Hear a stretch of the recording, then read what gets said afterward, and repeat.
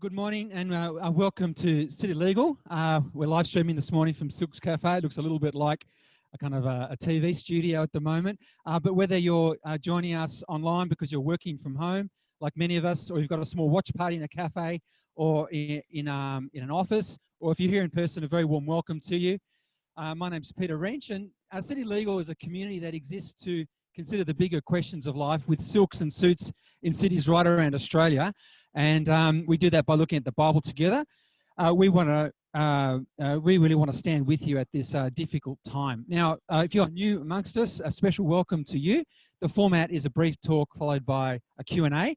Now, you can ask questions anytime by texting them to the phone number that you'll see posted on the bottom of the chat if you're on Zoom, or if you're here in person, there's a phone number at the on the front of the leaflets, and you can use that.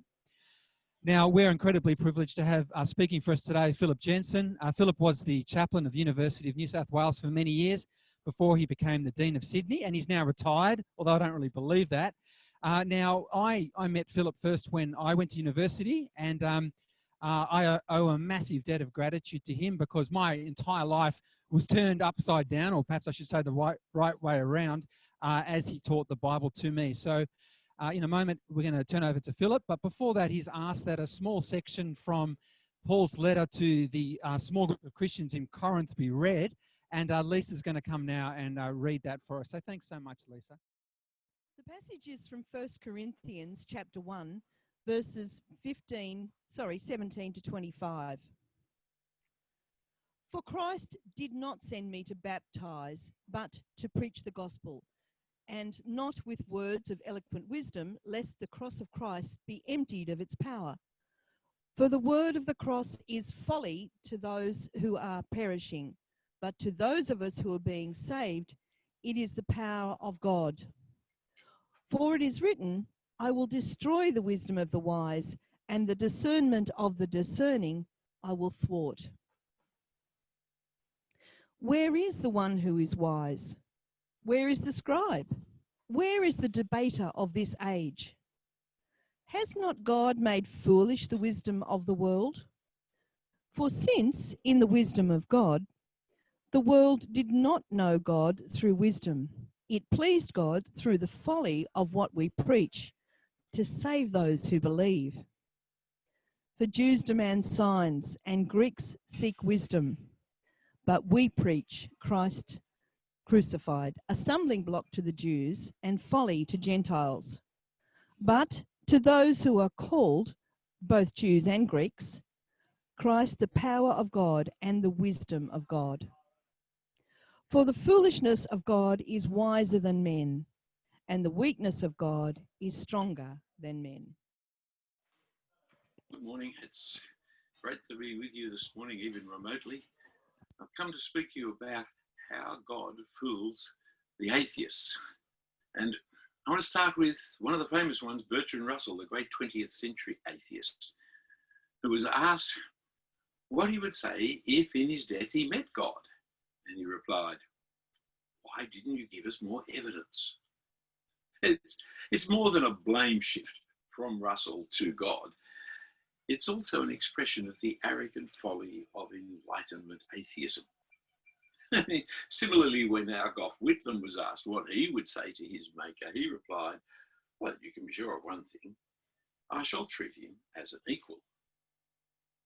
This morning I want to look at one verse, namely 1 Corinthians chapter 1, verse 21. The context of chapters 1 and 2 of 1 Corinthians is human boasting, and the answer Paul is giving is the gospel message of the cross. I'll read verses 20 and 21 to give the immediate context. Where is the one who is wise? Where is the scribe? Where is the debater of this age? Has not God made foolish the wisdom of this world? For since in the wisdom of God, the world did not know God through wisdom, it pleased God through the folly of what we preach to save those who believe. And I want to start off by considering the wisdom of the world, in particular that which has afflicted most of us, the atheism of our age. It's come from the 18th century Enlightenment, which was a great movement of the mind that Christians contributed to. It fought against superstition, choosing to live not by ideologies, but by evidence, by universal reason and experience, by rationalism and empiricism, if you like to put it in those terms. But while Christians contributed to this, indeed the Reformation was the foundation of it, the Enlightenment took a decided atheistic bent, replacing God with man, replacing revelation with reason. So my Oxford Companion of Philosophy gives a 6-point summary of the Enlightenment. 1, reason is man's central capacity and it enables him not only to think, but also to act correctly. 2, man is by nature rational and good. 3, both an individual and humanity as a whole can progress to perfection. Now, this is a total denial of Christian understanding. And though many Enlightenment figures moved to deism rather than atheism, the movement headed to atheism. You can see this if you compare the Humanist Manifestos of 1933, 73 and 2003. The earliest ones spoke of religious humanism, the later ones of secularist humanism. By 1973, one still had a place for religion, its beneficial effects for people, but by 2003, there was no place. Knowledge was derived by observation experiment. Humans are only really part of an unguided process of this nature. Ethical values that arrive from human need and interest as tested by experience. Life's fulfillment emerges in individual participation. The work to benefit society maximizes individual happiness. Now, there's no place for God in any of the 2003 statement. Our existence is meaningless. Our morality is self-interested happiness, expressed all in Orwellian kind of double talk. But let's get back to our verse here in 1 Corinthians. God has made foolish the wisdom of the world. Now, how has he done this? Well, verse 21 explains that in his wisdom, the world didn't know him through wisdom. Notice first that it was his choice. He thought it was best that by human wisdoms we did not know, we would not know, we couldn't know him. He was not going to be found either in Greek philosophy or in their love of wisdom, nor in Jewish signs, their love of miracles. But to put it in modern terms, neither in our rationalism nor in our empiricism would he allow himself to be found by humans. This means by the very heart of the Enlightenment of modern humanism, namely rationalism and empiricism, atheists like Richard Dawkins could never find God, would fail to find God. God is there, but he refuses to be known that way. The foolishness of atheism has increasingly become apparent as postmodernism has taken over from that failed Enlightenment experiment. Pure rationality was always a myth, for rationalist philosophies always have some unprovable foundations upon which they're built. Combining it with empiricism doesn't help because it still relies on unprovable foundations. Consequently, by the 21st century, atheism has plunged the world into meaninglessness and consequently amorality and illiteracy. Listen to Richard Dawkins on the purpose of life. We reach out in our search for meaning until we suddenly realize it is we who actually provide the purpose in a universe that would otherwise have none. And without any purpose, listen to him on morality.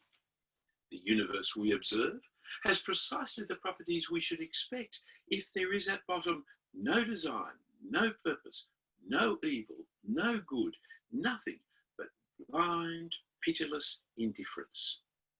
No evil, no good. So then where can justice be found? Lord Denning, not everybody's cup of tea, I understand, the master of the rolls from the 1960s to the 80s, he warned, Without religion, there can be no morality. And without morality, there can be no law. And if religion perishes in the land, truth and justice will also. It's a stark warning he gave. But as the philosopher Professor Jesse Prince of City University of New York wrote, another atheist of course, no amount of reasoning can engender a moral value, because all values are at bottom emotional attitudes. The judgment that something is morally wrong is an emotional response. This atheism plunges us into the insanity of a Kafka world, the Nietzschean quest for power, the Orwellian newspeak that we see all around us. A world where power defines everything. And sadly, Mao was right. Political power grows out of the barrel of a gun. A world where the deconstruction is transforming public debate into power games of language. I mean, the public atheist Thomas Nagel, professor of philosophy and law at New York University, wrote a book called What Does It All Mean? It's about life in general, and he concludes, but what's the point of being alive at all? There's no point.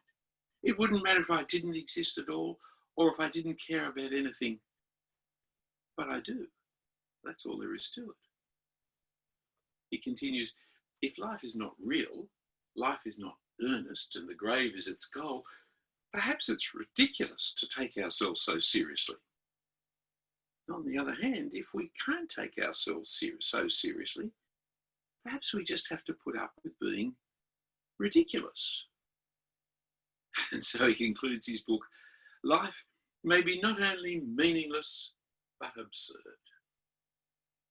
The sheer absurdity of atheism has created the postmodern world. But nobody wants to be operated on by a postmodern surgeon, or have a postmodern auditor, or a postmodern judge and jury. The failure of enlightenment atheism is all around about us today, but its real failure is found right back in its foundation, for it excluded God by limiting reality and human nature to rationality and empiricism. We always have the problem of personal relationships. Personal relationships require something more. They require revelation and willingness and trust. Nobody knows another person without revelation, and nobody has a friend without trust. Take my sister, for example. What can you tell me about my sister? Rationalism can tell you she's female and she has a brother. But notice that's just tautology. It's just definitional from the meaning of the word sister. You're not telling me anything real about my sister. Why? You don't even know if I have a sister. Empiricists could tell us how much she weighs and the colour of her hair and the colour of her eyes and her height and her age, but they can't tell us anything about her, the person, not unless she's willing to talk. For it's the spirit of a person who knows the person and anybody she's willing to talk to. Look across at chapter 2 and verse 11.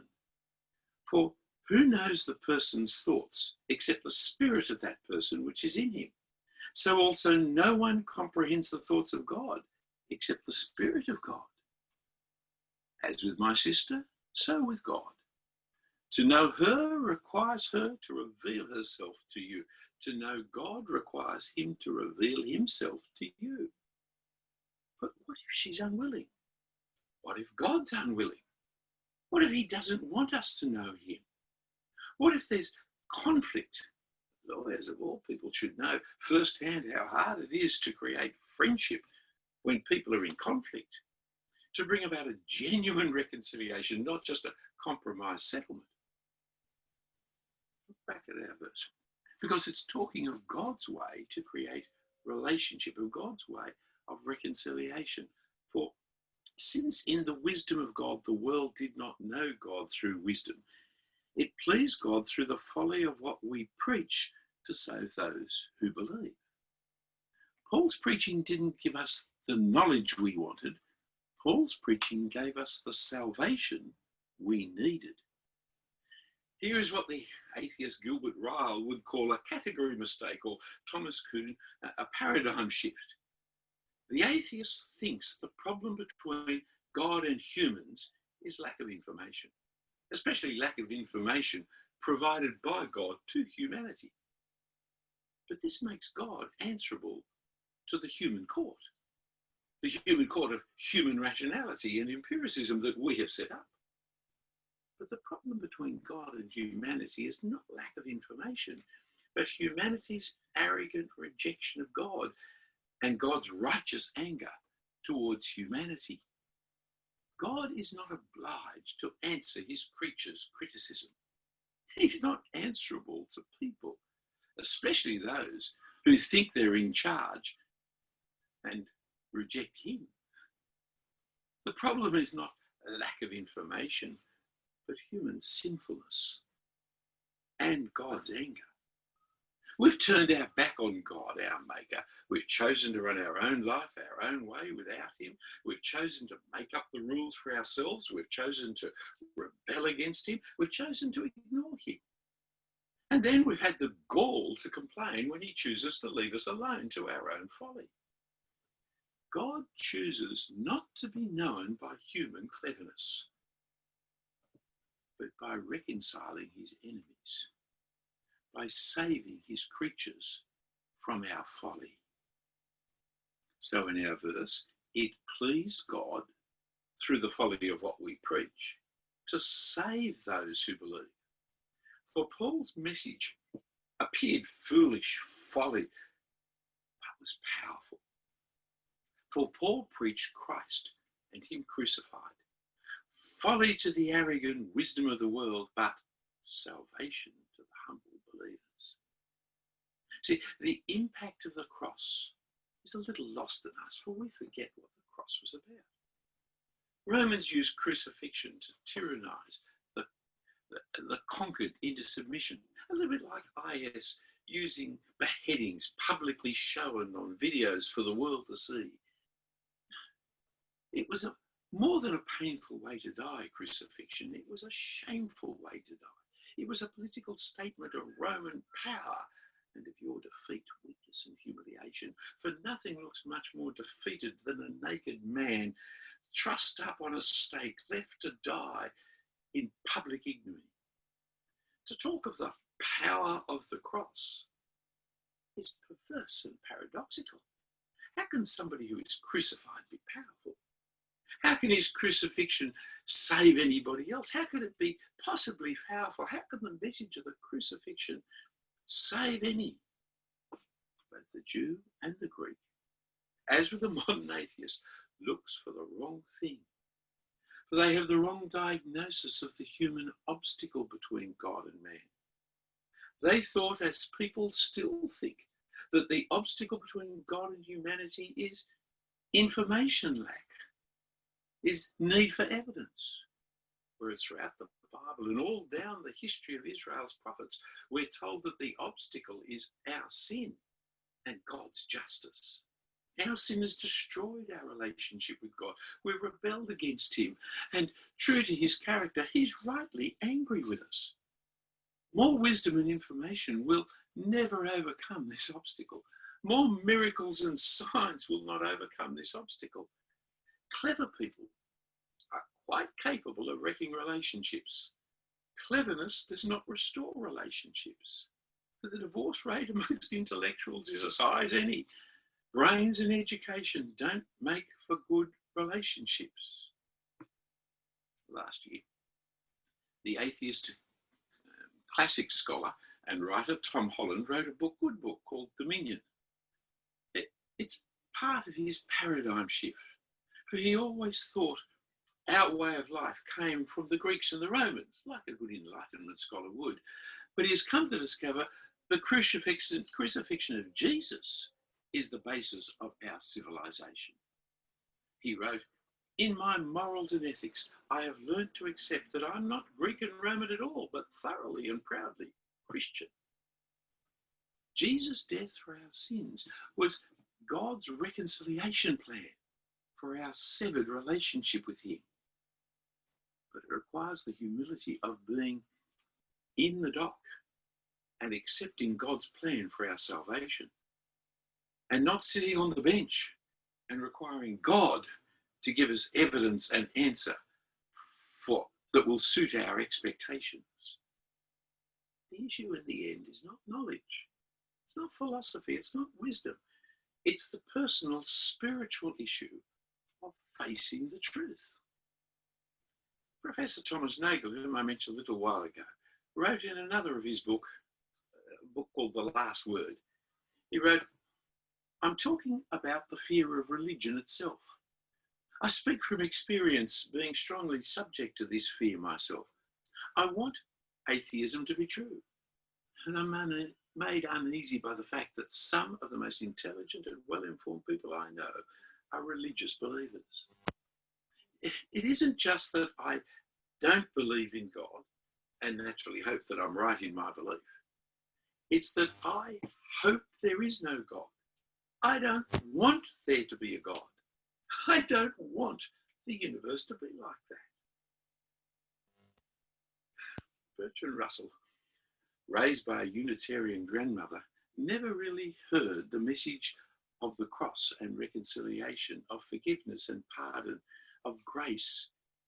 He only heard of morality, of the deism of godless Christianity. He, of course, was a terrible, immoral, adulterous user of women, a self-deceived liar.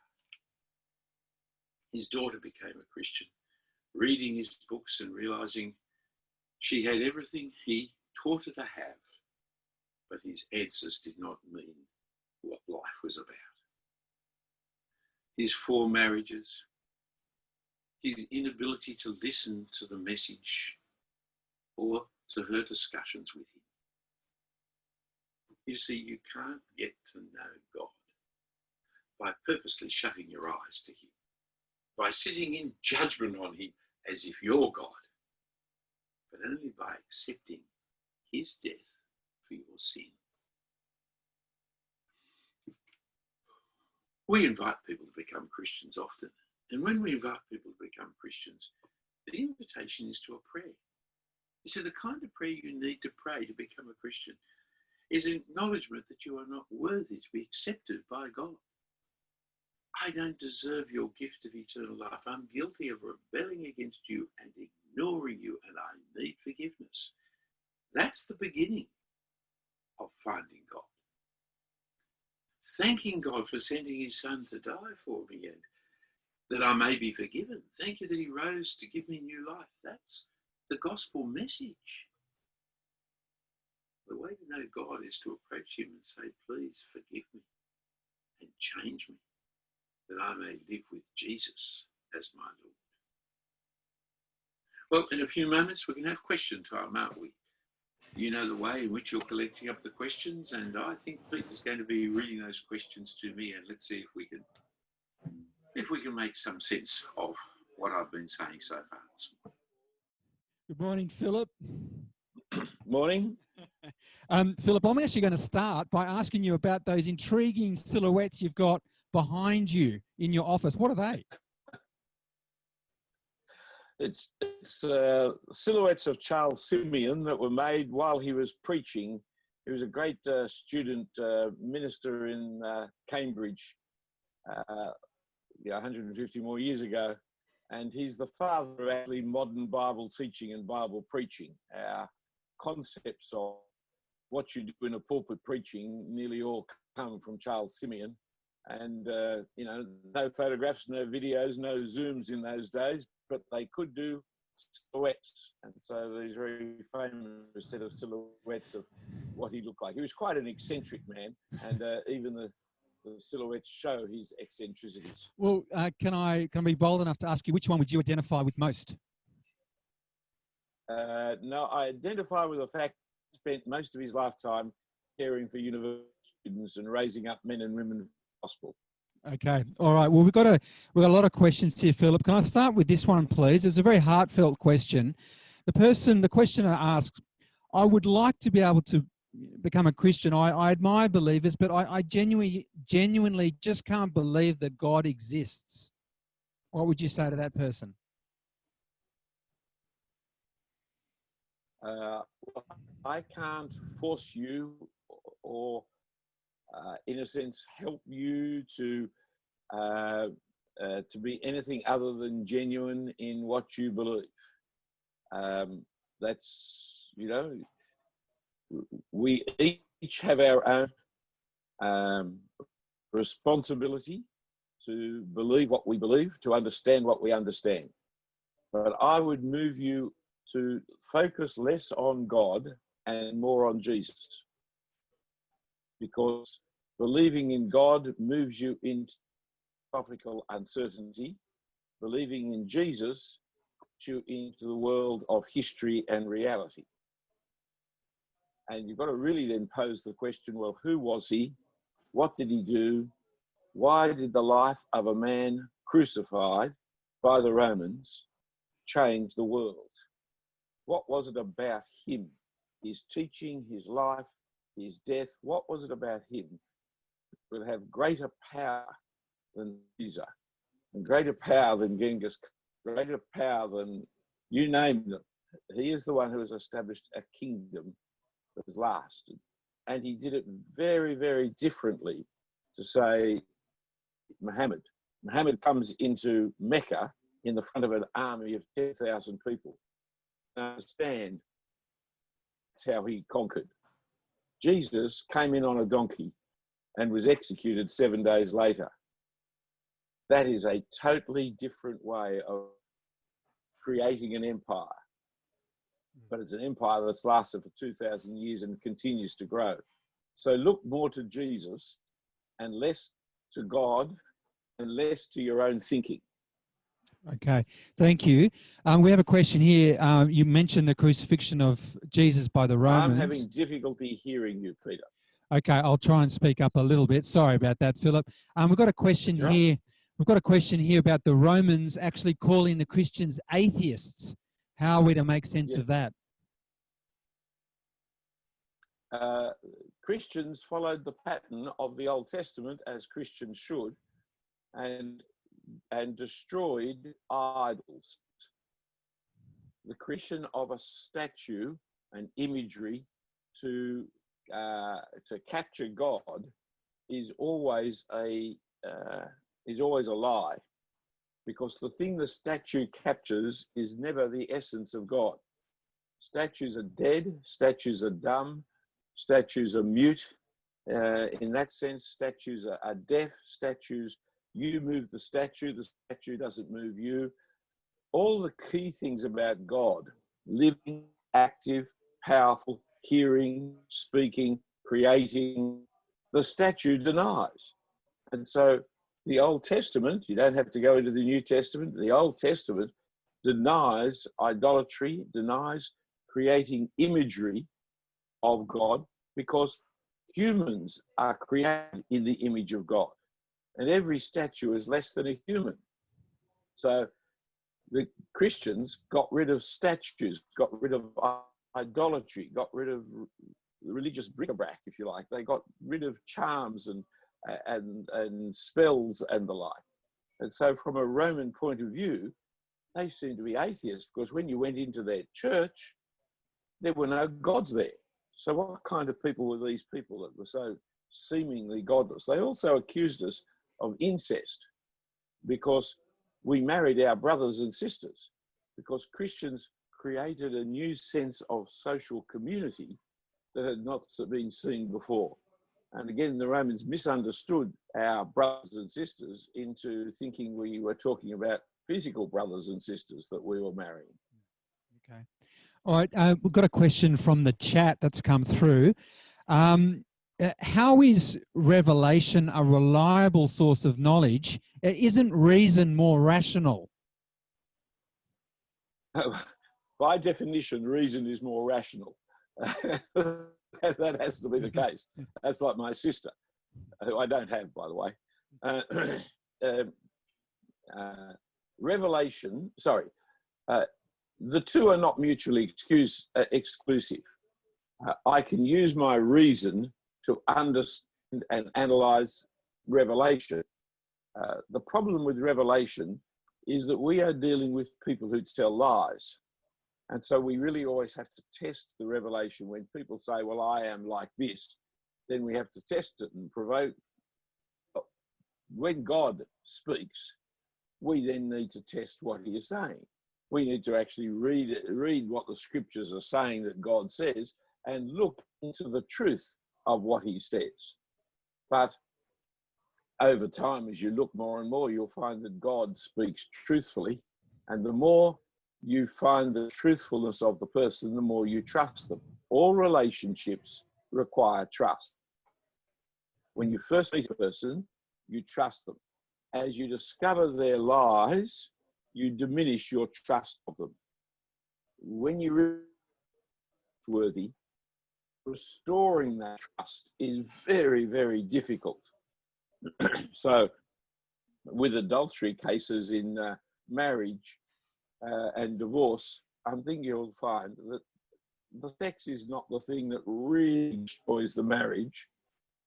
It's the lies that go alongside it. Because the person has lived a life of a lie, it's very hard for you to ever trust them again. Very hard for them to ever regain. Marriage counselling book I've got says that to regain trust is like moving Bondi Beach with a fork. It's possible, but it'll take a very long time. If you trust what God says, you will find he is totally trustworthy.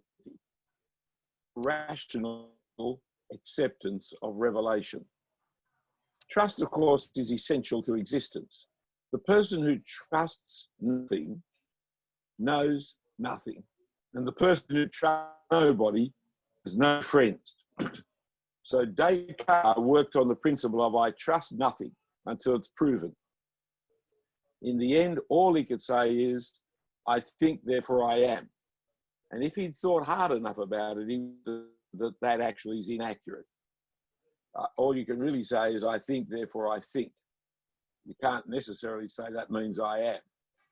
So if you want to trust, if you want to doubt, literally doubt I'm talking about, not moral doubt, if you want to doubt everything, you will know nothing, is an essential part of epistemology. Okay, we have a question along a similar lines, but the questioner asked, but don't we use scientific method to determine truth, even personal knowledge? Surely that's more in line with reason than revelation. So it's using scientific truth, so using scientific method to determine truth. I love the scientific method. I'm quite committed to it. I think it is a very important thing. I have very little time for the hocus pocus medicine people. My brother had polio, I had diphtheria, I had scarlet fever. It was scientific medicine that gave us life. I'm deeply indebted to science and the science that is involved in medicine, and have very little patience for people who are ignoring the science involved with coronavirus. Science is a very important thing. But science, by its own philosophy and methodology and basis, is uncertain. The heart of science is the ability to disprove the present belief systems. It's never actually, it never arrives at the final conclusion, because you never know whether the next experiment is going to demonstrate that you've misunderstood what you saw in the last experiment. Mm. And so science and empiricism is a program of our continuing discoveries rather than a final conclusion. Rationalism can give you absolute knowledge of rational systems. So in maths, you're either right or wrong. In science, you're right so far as we know. But next week, you'll get a different view. I had a dear friend who was a professor in virology, and he told me that in the end, he stopped revising his lectures because it was a waste of time, he found, because from every year, more discoveries were being made that made last year's lectures inaccurate. So after a few years, he just discovered it was easier to explain the inaccurate and the principles. If you got the principles to the students, then when they actually came out and started working, they would have to update the information. That's the nature of really good science. It's a program of discovery, not a final conclusion. And that's why in science, there's always debate, and there should be. And this is a good thing that we have scientific debate. Your other problem with science is it's not all embracive. It can be really good on something like chemistry, and botany, say, but it really is very poor in the human sciences. Going to university in the high watermark of science, every lecture class I went to started by telling us their discipline was a science. And so we always had a first lecture on the science of economics, the science of history, the science of English. It was complete nonsense. Economy, economics, that's no science. I mean, it changes weekly that you're doing there. And it's full of different views. You can't experiment on everything. You can't replicate experiments. Historical events can't be replicated. In fact, one of our problems in developing things for coronavirus is how do we actually give it to some people in order to find out what happens compared to people we don't have? There's ethical limitations that you can do to science. The Hitler's scientists, they didn't bother with the ethical implications, and we hold them for responsible for their experimenting on humans. Science has all kinds of intellectual and ethical limitations to it. So it's not a total knowledge, but we've got to go with it because it's the best thing going. It's like democracy, you know, it's of the forms of government, it's the best that it itself is worth. Well, I think Philip, we've got time for just one more question from the floor here. Is theism the answer for the future of humanity on Earth rather than a major religion? Is theism? Yeah, that's correct. Is theism the answer for the future of humanity on Earth rather than a major religion? I believe Jesus is the answer, and that Jesus' answer is a theistic answer, but I believe Jesus is the answer. It's not just general theism, because there's all kinds of people who will believe in God who is not the true and living God. So it's got to be more specific than just general theism. But is theism, is the belief in God the answer rather than organized religion? Yes, absolutely. And no, that's ridiculous. Yes, because the truth lies in our relationship with God rather than our relationship with any organized religion. And because organized religion always has lots of humans who are sinful and who wreck up the belief in God. But why it's stupid is because because humans are relational, not individualist peoples, and we always, in our relationship with each other, create institutions, whether they are formal legal institutions or just casual institutions. Institution is an inevitable outcome of our social gregarious nature. And so the idea that we'll be able to just have theism without organized religion is a nonsense. What we've got to keep doing is reforming organized religion by the theism that it professes. Right. Well, thank you so much, Philip, for sharing with us and answering those questions. And I thank everyone for being part of it, online and here in person. And we'll see you here next time at the same time. Pleasure so thank to you. be there. Thank you. Lovely to see the chairs of silks that I used to sit on. Okay. Yeah, they're still as uncomfortable as Stuart can testify. Okay. All right. Thank you so much. See you. It's a pleasure. Bye now.